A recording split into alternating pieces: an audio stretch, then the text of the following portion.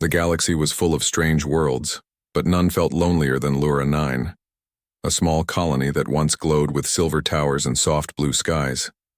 Now it was silent. Smoke rose where homes had stood, and the wind carried the scent of burnt metal. From orbit, the rescue ship Velinar Hope drifted through the dark.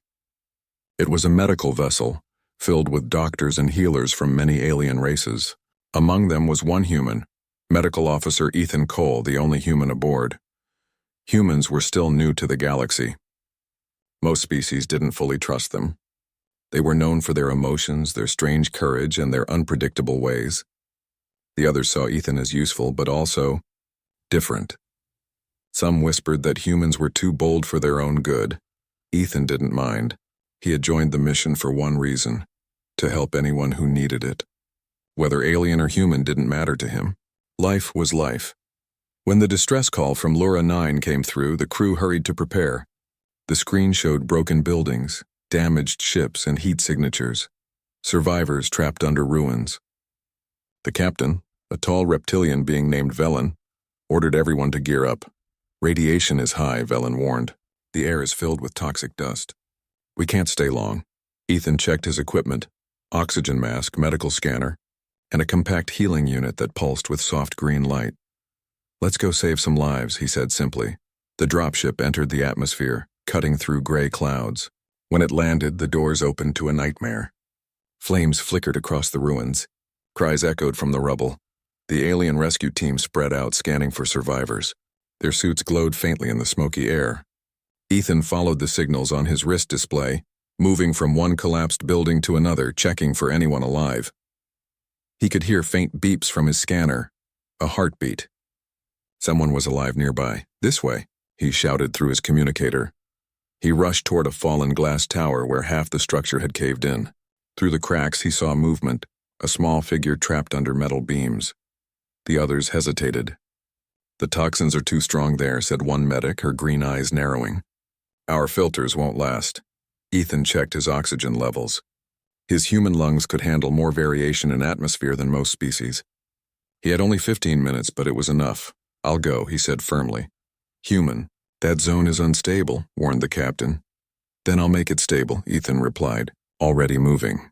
He crawled through the broken glass and twisted steel. The heat stung his skin. Sparks fell around him. Inside the wreckage, he saw her, a young Lurani girl no older than 15 human years. Her blue skin shimmered faintly under dust. Her breathing fronds fluttered weakly. "Hey," he said softly, kneeling beside her. "Don't move, okay? I'm here to help you." Her wide silver eyes opened in fear.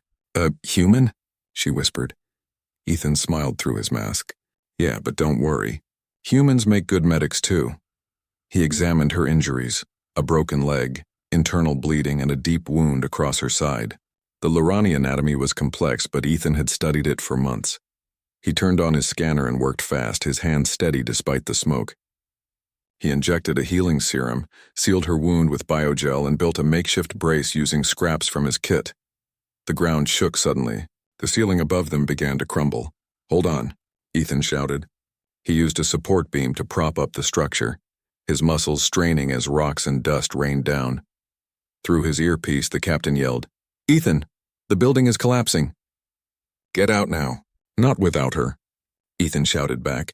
He lifted the girl carefully, ignoring the sharp pain in his arm. The exit was half blocked, but he pushed through, coughing hard as smoke filled his lungs. When he stumbled out of the ruins, the other medics were waiting in disbelief. He carried the Lurani girl in his arms, her faint breathing steady now. Her small hand clutched his uniform weakly. The alien crew looked stunned. One whispered, "He went in there without protection."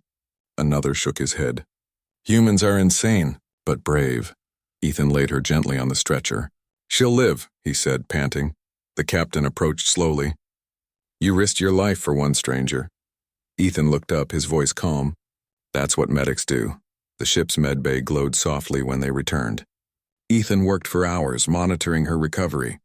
She was still weak, her body reacting to the toxins, but her vitals were improving.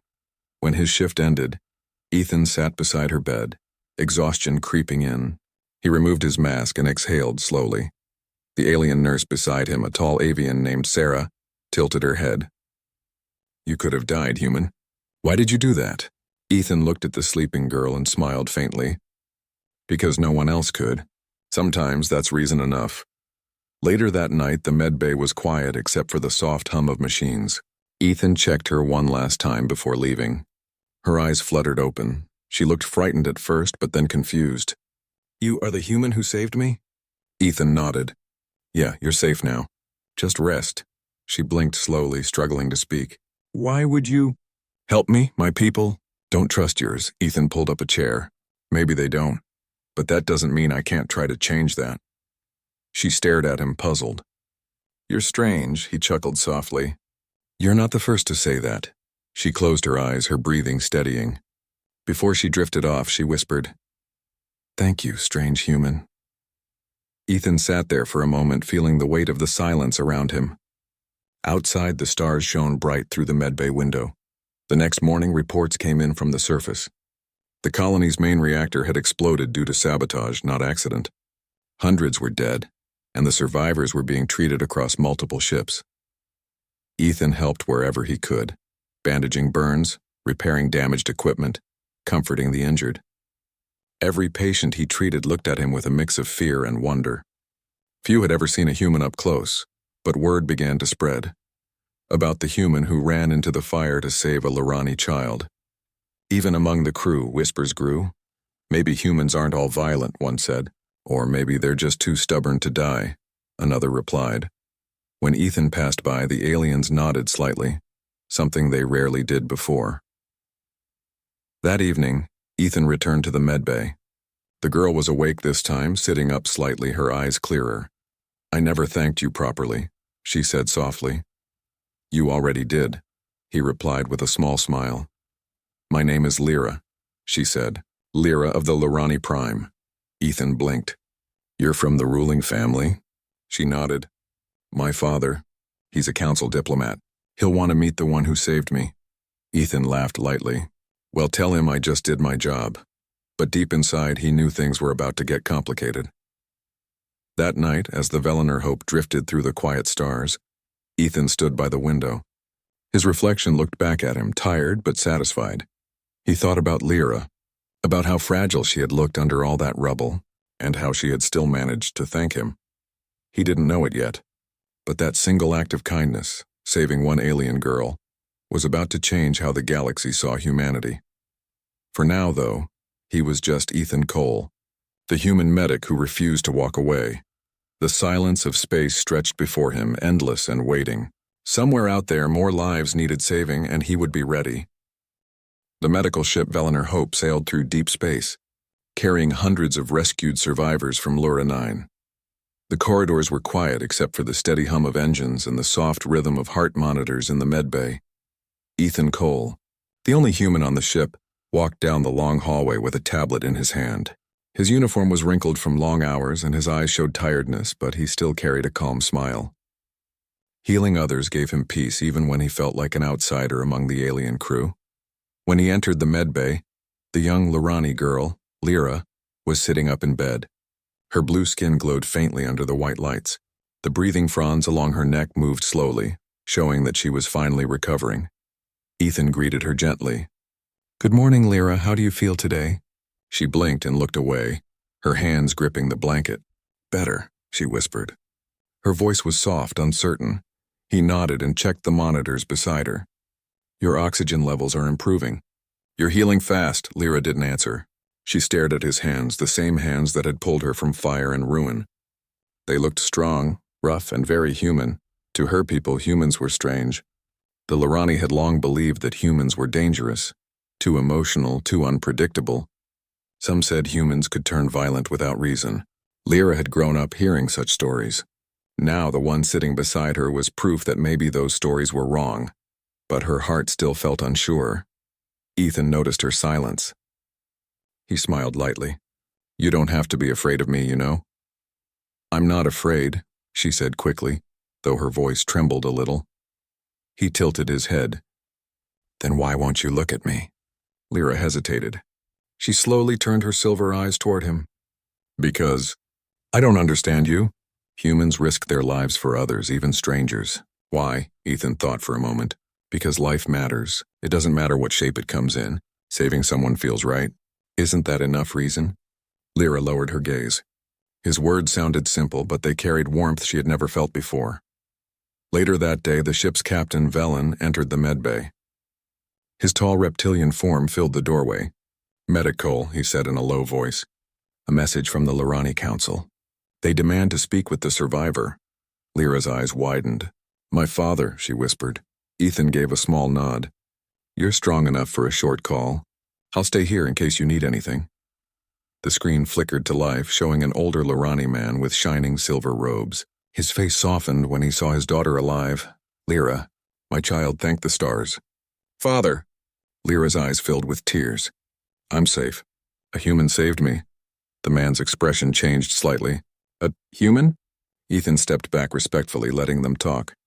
The diplomat's tone grew cautious. "Be careful, my daughter.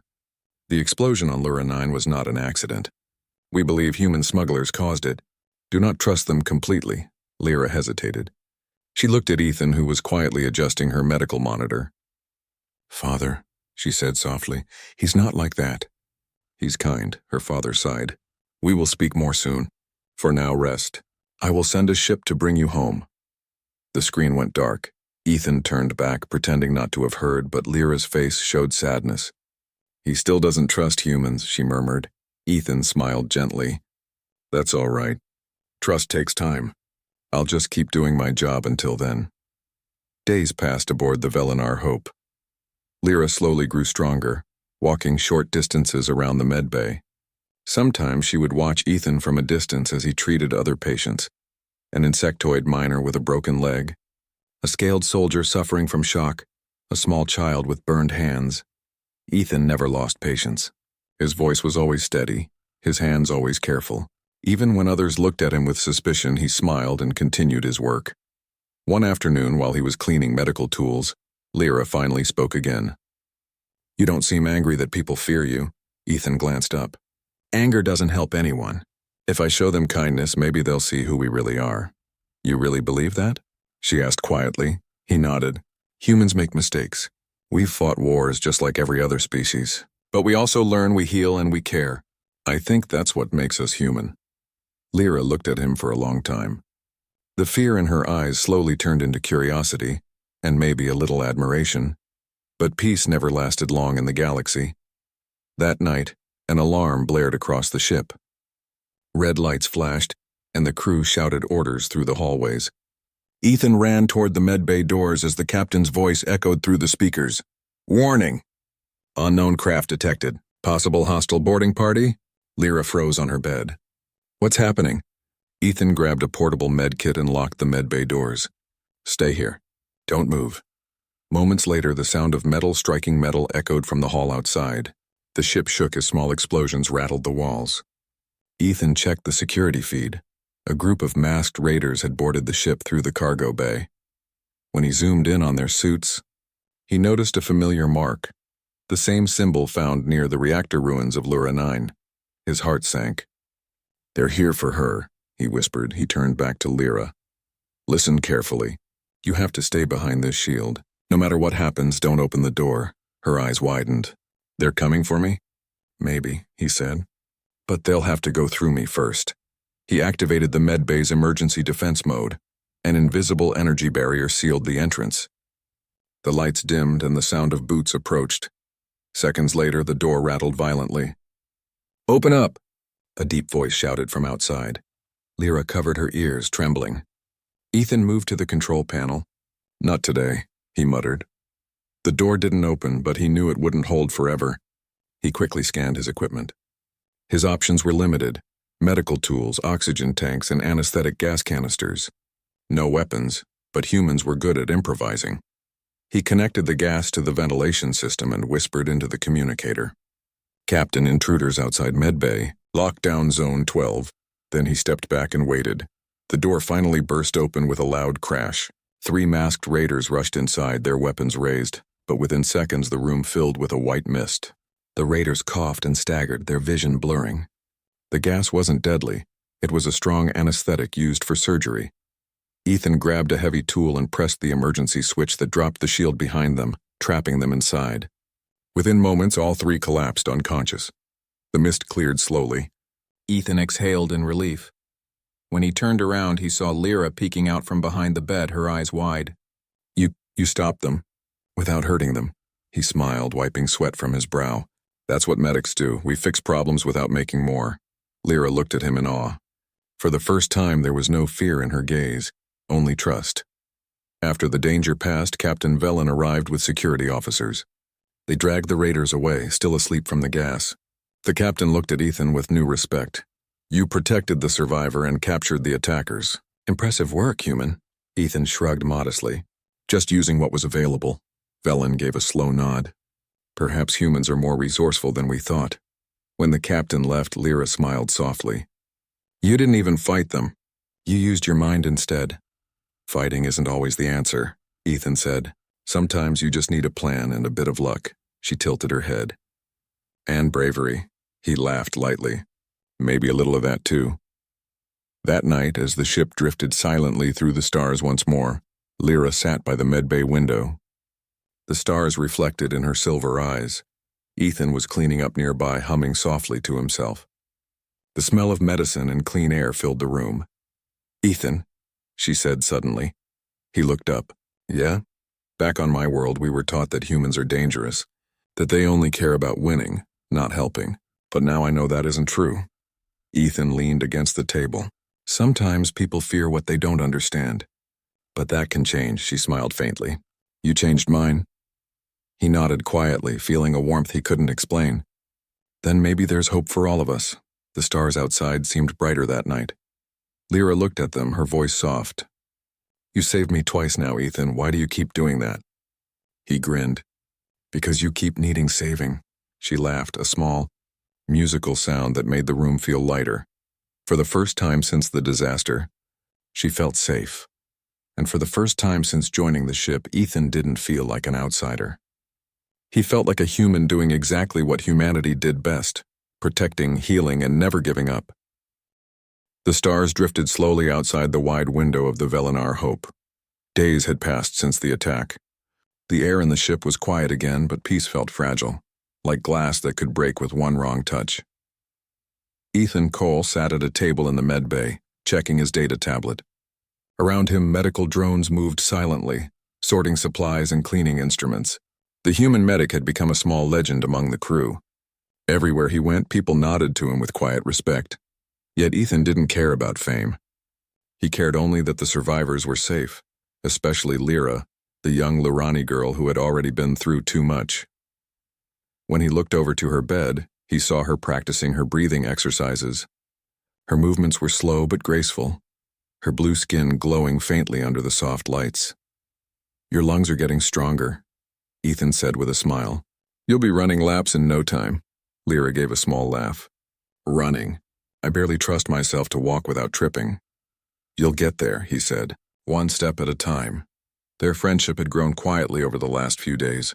She still looked at him with wonder sometimes, like she was trying to understand the strange species called humans. But there was also a calm between them, a kind of peace that words didn't need to explain. That evening, the ship's captain, Velen, called them both to the bridge. The air felt tense. On the main screen, a message flickered in bright letters. Proceed to Epsilon Station. Diplomatic meeting required. Captain Velen turned toward them. The Lurani Council has requested your presence, Lyra. They want you to testify about what truly happened on Lura 9. Lyra's fronds fluttered nervously. You mean they want me to prove that humans weren't to blame? Velen nodded. Exactly.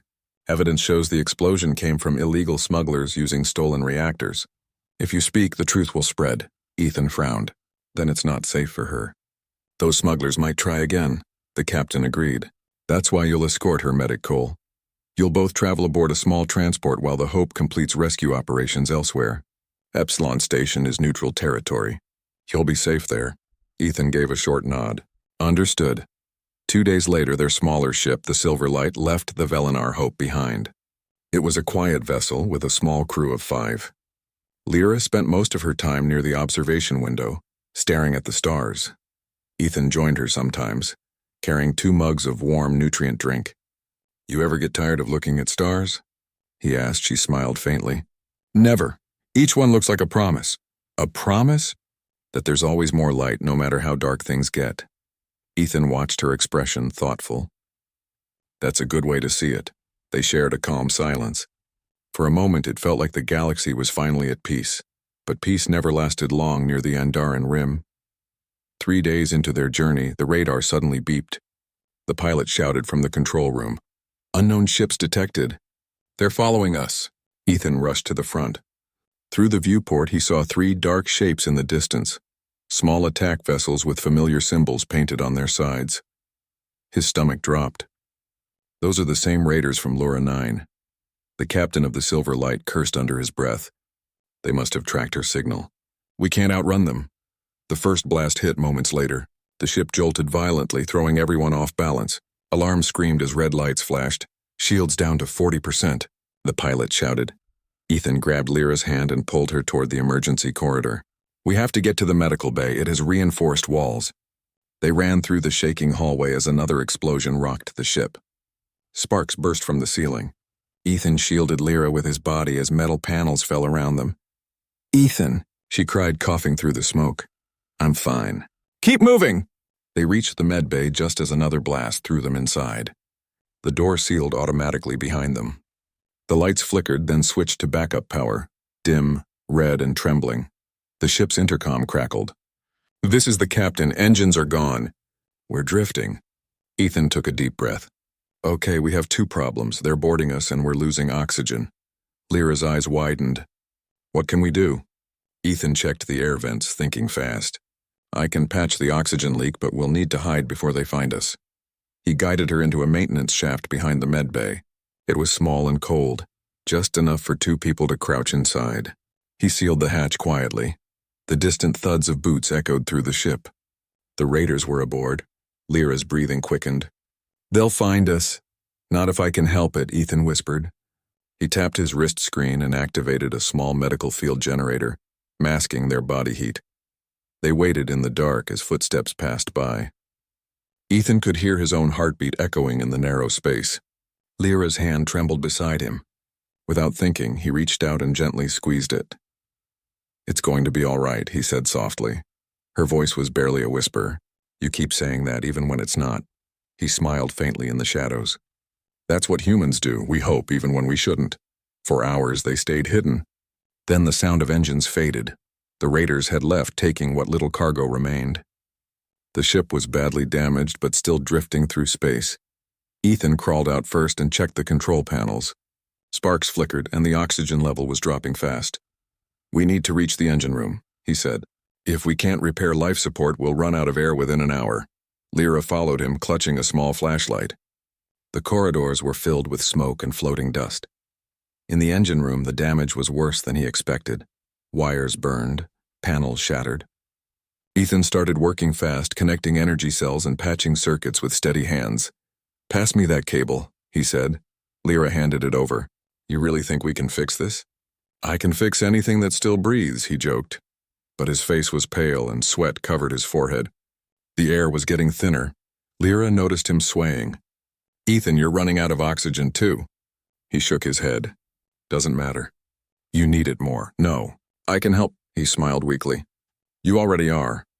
He injected himself with a stabilizer serum, something that slowed his breathing and kept him awake longer. But it also hurt. His hand shook as he connected the final wires. The lights flickered, then glowed steady blue. The air filters came back to life with a gentle hiss. Lyra gasped, taking a deep breath. It's working. Ethan nodded slowly, but his knees gave out. He fell against the wall. Ethan! She shouted, running to him. He smiled faintly. Told you. I'd fix it. Don't talk like that. You're not allowed to leave me again. He chuckled softly. You're bossy for someone who almost fainted last time I saved her. Tears welled in her eyes. Why do you always risk yourself? He looked up at her weakly. Because I made a promise to protect you until this is over. She pressed her hand over his. Then I promised something too. You won't face this alone. They dragged themselves to the communication console and managed to send a distress signal. It was faint, but it reached far enough. Hours later, a rescue vessel appeared, a Lurani diplomatic cruiser. When the crew found them, Ethan was unconscious, still holding the medkit in his hand. Lyra refused to let anyone touch him until she was sure he was breathing. "He saved us," she told every medic on the rescue ship. "He's the reason we're alive." As they lifted him onto a stretcher, she whispered softly, "Please don't leave now, human. You still have promises to keep." Days passed before Ethan woke again. He opened his eyes to find himself in a clean medical room, surrounded by soft light. The air smelled faintly of the Lurani flowers that decorated the chamber. Lyra was sitting nearby, her head resting on her arms as she dozed beside his bed. He smiled weakly. "You stayed." Her eyes opened instantly. "Of course I did. You always wait for everyone else to wake up. It was my turn." He laughed quietly. "Fair enough." She frowned slightly. "You almost died again." He shrugged gently. "You get used to it." She shook her head. "You shouldn't have to. My father wants to thank you in person. He says the council meeting will start soon. The truth about Lura 9 will finally be known." Ethan leaned back, closing his eyes. "Good. Then maybe all this will mean something." Lyra smiled. "It already does." She took his hand carefully, her fingers cool against his warm skin. "You taught me what humans really are. You don't fight because you love to fight. You fight because you protect." Ethan looked at her, his voice soft. "That's all we've ever tried to do." Outside the window, the stars shone like silver fire. The Velinar Hope had sent a message. They were on their way to Epsilon Station to join them. The journey wasn't over. The truth still had to be spoken, and danger still waited in the dark. But for now, in that quiet room, there was peace. The promise still held strong, one made by a human medic who refused to give up, and a young alien who finally understood what humanity truly meant. The stars streaked past the windows of the Lurani diplomatic cruiser as it glided toward Epsilon Station. It was a grand hub of diplomacy in the galaxy, a neutral place where disputes could be solved peacefully. The station was vast, with floating gardens, high arches, and glowing lights that reflected in the endless void outside. Inside, Ethan Cole rested in a medical room, recovering fully from the injuries he had suffered during the smuggler attack. His uniform was spotless, his breathing calm, and his hands were steady. For the first time in days, he felt almost ordinary, a human among aliens, carrying no immediate danger, only purpose. Beside him, Lyra sat in a chair, her blue skin glowing softly. Her breathing fronds fluttered lightly, a sign of her calm and growing confidence. The bond between them had grown stronger over the long journey, built on trust, courage, and shared danger. "Ethan," she said softly, breaking the quiet. "Are you ready?" He gave a small nod. "Ready to face a council full of politicians?" Lyra laughed. "It's more than politicians. It's the leaders of my entire people. They'll want answers, and they'll want someone to blame." Ethan stretched his arms. "Then I'll make sure the truth is clear. Nothing hidden. No fear. No lies." The diplomatic chamber of Epsilon Station was enormous. High ceilings arched above, adorned with luminous crystals that reflected the soft light. Delegates from dozens of worlds were seated, murmuring among themselves. At the front, a long table held the Lurani Council, their shimmering robes creating a spectrum of colors. When Lyra and Ethan entered, a hush fell across the room. The council members turned toward the human medic with expressions ranging from curiosity to outright suspicion. Lyra stood straight and spoke clearly. "Honored members of the council, I am Lyra of Lurani Prime. I have survived the destruction of Lura 9 thanks to one human, Medical Officer Ethan Cole." Murmurs filled the chamber. Some leaned forward, whispering to neighbors. The idea that a human could save a Lurani child seemed almost impossible to believe. Ethan stepped forward, his voice calm. "I am Ethan Cole. I do not seek praise. I only seek to tell the truth of what happened on Lura 9. The explosion was caused by rogue smugglers, not humans. Hundreds of survivors owe their lives to the rescue efforts of multiple species, but I was fortunate to help where others could not." The council's head, an elder Lurani with silver markings along his face, raised a hand. "This is unexpected. You admit freely that you are human and that you assisted a member of the Prime family." "Yes," Ethan replied simply. "Because it was the right thing to do." The elder's eyes narrowed. Many humans are reckless, others are violent, yet here you stand risking your life for one of ours. Ethan's gaze was steady. Humans are not perfect. We have flaws, but we also have compassion. That is what I chose to show. A long silence filled the chamber. Then, Lyra spoke again. I can testify that he saved my life. He did not hesitate even when it meant his own danger. I have seen his courage, his care, and his truth. The council members whispered among themselves, some nodding, some shaking their heads. A young Lurani delegate stood. We have doubted humanity, yet this human has proven extraordinary. Not in war or conquest, but in healing and protection. Another added, perhaps we have been too quick to judge. Perhaps humans are more than the legends say. Ethan stayed silent, letting the words wash over the room. He did not seek approval. He only hoped the truth would guide them. Finally, the council's elder spoke again. This human has demonstrated bravery, skill, and care that surpasses many of our own. Let it be known that humanity is not the reckless race some have feared. They can heal, protect, and honor life. A wave of approval filled the chamber.